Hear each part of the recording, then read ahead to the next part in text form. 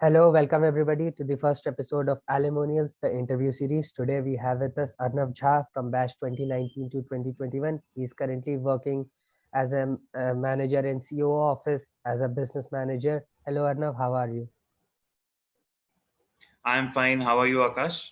Yeah, I'm good. So welcome you here with this interview series. I hope our audience, our current batch students would love hearing about your days at MDI-M and how your corporate journey is here.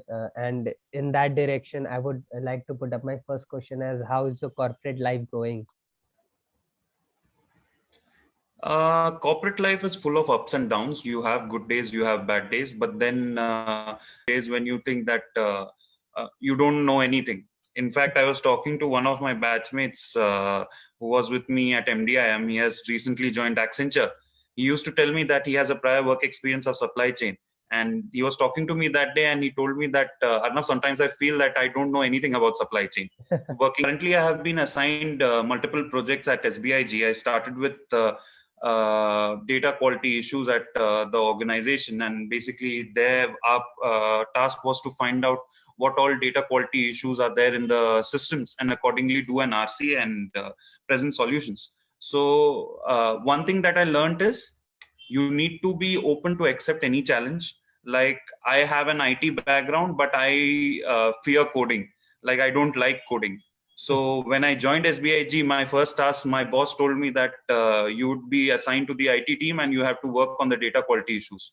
For that, you need to make process flows and understand how coding works. So first day was very dreadful, but then I accepted it and I started learning, and accordingly I presented solutions which were actually implemented. So you don't need to fear about anything. Corporate life will present challenges, and some days there will be where you think that you don't know anything, but you will, if you look around in the entire outside your cubicle, you will find that everybody is struggling with the same issue. Everybody does not know something, but they are uh, you would remember that saying, right? Jack of all trades, master of none. Yeah. In the current pandemic scenario, you need to be jack of all trades. Master of one doesn't survive, as per me. Probably I'm wrong. Time will tell. Wonderful. In that, no issues. Yeah. Now moving over to the MBA journey side, like generally, even in my batchmates as well as senior or any batch for that matter, the students are head over heels for live projects and internship. Like they could capitulate as much as possible, and we have seen through your profile also that you have a good number of internship in good places and good profiles. So, what is your take on that regarding what should be the approach of students for internships and live projects? I think, as per my observation, I have also worked in the placement committee, and as per my observation of the batch, what what an average student thinks is the number of internships that you do and the number of internships that you put in your CV is directly proportional to getting a good job. Hmm. However, that is not the case in the actual scenario. You need to have a quality internship.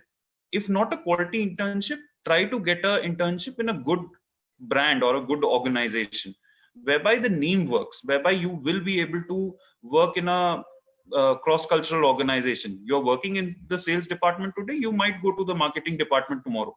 It's Hmm. that easy. Or else work in a startup. Working, sometimes people think that working in a startup is bad, like it won't make much of a difference. But then you need to understand, if you see my internships, I have worked in a startup, and I worked there as a strategic alliances and partnerships intern. Now, this is a very budding field in the sphere of marketing. Most people might not be knowing about this, but Exactly. strategic alliances and and partnerships is a very good field. I wasn't able, I didn't know about this before joining the organization where I was doing my internship. I went there, I did my internship. So what I came to know is strategic alliances and partnerships is a role whereby you get to interact with different companies. You get to interact with people from different companies. Imagine how big a networking opportunity that is, Yeah. and how much would it benefit you. So that is that is the thing. You need to learn new things while in your internship. That should be your approach while finding an internship. You should think that how much is it going to benefit me in the future rather than in the present. my suggestion to the students who are currently in the first year of their PGDM program would be that find an internship that challenges you every day. Probably in a startup, I would definitely recommend a startup, because the startup won't let you sleep. If they have not given you money, they won't let you sleep. If they have given you money, then to bhul jao. ठीक है? Every day will be hell. So yeah, I would suggest people to go after a startup and a good job role if you are doing an internship. Yeah, I believe this would be a great help to our students. Next question to you, Arnav, is regarding your MBA experience at MDI. How was it, and especially as a place commerce, because we don't get to know, the journey of a place commerce. So I would like to use this opportunity to, get an idea, and to make our viewers also to get an idea about the lens through the place commerce eyes. Was saying that my friends were interested in applying for Placecom. At that time, what our senior placement committee used to do was they used to call all of us at 9:47 p.m. dot 9:47 p.m. They would assemble us in classroom 3 and they will lock the doors. So whosoever is late stays outside. Now, whosoever is interested for the placement committee has to come forward and introduce themselves in 2 minutes. So I saw one by one, many people came and introduced themselves. I thought to myself that if these people can appear for Placecom, why not me? So I gave it a shot. I spoke about myself for 2 minutes. Many people liked it. Many people actually complimented me afterwards. And accordingly, I gave the psychometric test and then the interview. And apparently, I was selected. I was one of the 14 members who got selected for the placement committee. And I think placement committee is nothing special. But yes, since you talk to so many people from different spheres, different domains of the corporate world, you get an upper edge. You also get an upper edge in the campus because people consult to you. People come to you and people ask you like how to prepare your CV, how to face an interview. Since I had a work experience, many people came to me who were freshers, and many people came to me with digital marketing questions, because digital marketing, even in 2019 when I joined the campus, was a very new term. Many people didn't know about it. So yeah, so since I was the only guy who had done digital marketing before, so that was something, one of the USPs that I had. Many people came to me and asked me about that. Apart from that, MBA life was grueling, as you are currently facing. Yeah, totally. I could totally relate to it. Yeah, I could totally relate to it, Arnav. Yeah. My last question would be like a moment of nostalgia, like your best moment of MBA, and if you are comfortable, then one of the low moments which our viewers can relate to, like so they can know that okay, they have been all, others have also been where they are, and there is a positive side and there is a negative side, and how to cope up with it.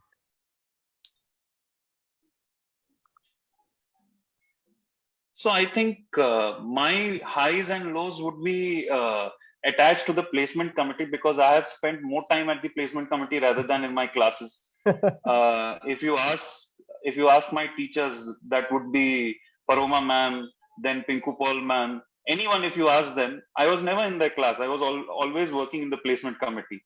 So my attendance list always used to tell absent, because I used to study in the placement committee. I used to work there only. So my high was when we achieved an unbelievable task of placing the entire senior batch. We were in the junior placement committee, and a fraction of our senior batch was not placed. So we worked day and night, and we brought companies. We went to different cities to pitch about our college, and accordingly we brought in companies and we placed each and every one of them. So probably the victory march that happened afterwards, and directors basically filming the entire program, it was a very big achievement.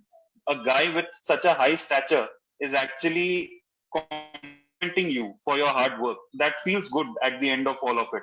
So all those late nights, all those late night meetings, all those fights, all those calling, it feels fruitful after you have achieved something. So it feels good. Plus the batch commends you for your work. That is a different feeling altogether. Yeah, I could relate. So this is. I could relate. Yeah. Actually, we were in the campus on 31st, and we had this victory march also, where the senior placement committee and the director sir was, so much joyed about that. The entire batch was celebrating. It was like a really, really good moment. So In I could, fact, the senior placement committee this time has performed par expectation. yeah, Like we as a senior placement committee can learn from our junior placement committee. I mean, what is your senior placement committee right now used to be our junior placement yeah, committee. yeah, So I yeah, believe that even we could learn a thing or two from them, because the way they have worked, that is unbelievable, par expectation. So yes, and talking about one of the low moments, I think when you be in the placecom, when you work with such people who you are looking at day and night, you are working for 12 hours a day in the placement committee room. There are two rooms, placement committee room 1 and room 2. When yeah, you are working there, you have those 12, 14 people you are watching at every day, and they become family. So yeah, I think one of our placement committee member was there who died recently. So I yeah, think that is one of my low moments, because we spent a lot of time together. We spent a lot of time discussing what strategies we could implement to get up that's placed at the earliest. So yeah, that is one of the low moments. Else, I think the campus was beautiful. Yeah, nobody could have asked for anything better. yeah. It's in the middle of nowhere, and it's a blessing in disguise. We all agree. We Even all you have agree. the best of bank accounts, you can't spend anything. Yeah, So, yeah, actually. so, But like so the campus, never disappoints on any notion. exactly. You have cordial and kind people. You have a small batch strength. You have everything in your reach. So I think all that helps, because when you have classes till 11:30 in the night, you feel like crashing in your bed. So you can directly go to your hostel and do that. So it's very close and very nearby. So I think Yeah, that's a blessing in disguise. yeah. So Arnav, to sum up, any pointers that you would like to give to our audience, or like any piece of just that one-liner advice, where that could they could take that as their mantra. I think what I have understood is, don't run after marks. Marks are important, but to a certain extent. So work on your CV, work on your resume, work on what you have done in these past 2 years. If you have not done anything in the first year, no problems. You can start working right now. You will get many internships. You will get many projects. If you are not getting anything, start learning new things. Python, R, Tableau, anything that interests you, start learning that, start putting in your CV. But don't put that in your CV just to show it. Tomorrow if the interviewer asks you something from Python or something from R, you should be able to tell it. Yeah, So make your CV comprehensive, because I have seen people in the batch who were 8 9 pointers, but their CV was blank. They didn't have anything to fill in one page also. So it shouldn't be the case. You should have good things to tell in your CV. And if that results, or if there is a trade-off between marks and that experience, I think you should choose the experience rather than marks, because marks won't help. I have seen many people outperforming people with 9 pointers and 10 pointers. yeah. So yeah, you should work on a comprehensive approach. Okay. That would be my piece of advice. Okay, I think the batch will take this to the heart and will work over it. Thank you, Arnav, so much for Yeah. your time. I know this. You only get weekdays, weekends to relax. The weekdays are hectic, but you still took out time for for your alma mater. It's a great thing. Arey, yeah, thank you. Yeah, thank you for reaching out to me. Even you guys don't even get Saturday and Sunday. So thank you for taking out time to talk to me. Yeah, yeah. And with this, we end the first episode of Alumonius, the interview series. Thank you guys for listening to us. We'll be back with another episode and other alumni who will once again guide you and will surely help in your performance. That's it for today.